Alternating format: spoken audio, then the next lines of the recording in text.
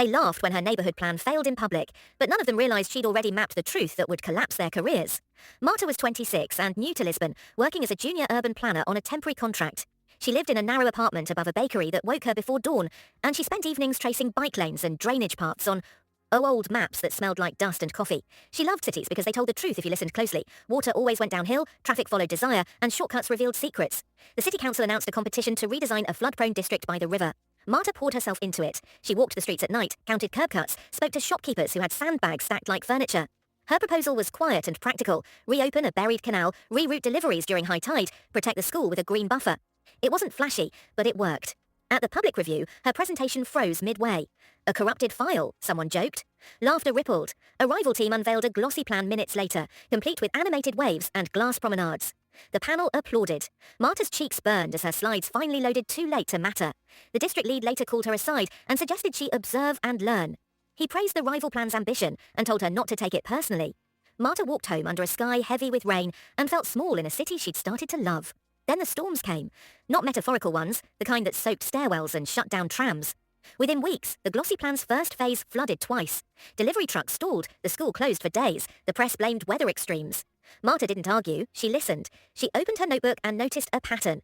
Flood alarms were silenced during site tours, pump maintenance logs were missing, tide tables in the approved plan had been shifted by hours. The canal she'd traced was still there, choked but alive, pushing water where the new promenade pretended it wouldn't go.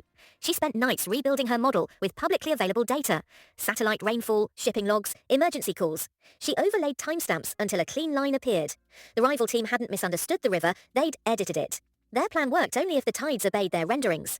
Marta didn't accuse anyone, she submitted a technical memo to the city archive, the dullest place imaginable, attaching her datasets and a neutral recommendation to reopen the canal temporarily during peak storms.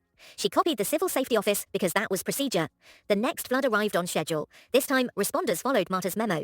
They cut open a section of asphalt and watched water surge into the old channel like breath returning to lungs. Damage dropped. The school reopened the next day. A local journalist asked why the fix wasn't in the original plan. Files were requested, emails surfaced, versions compared.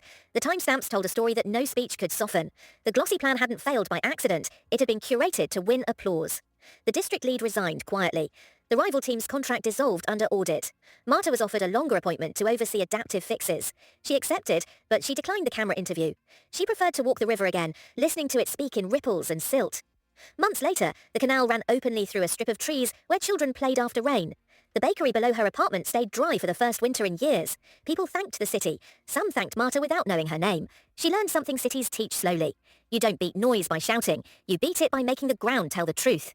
And when it does, the laughter fades on its own.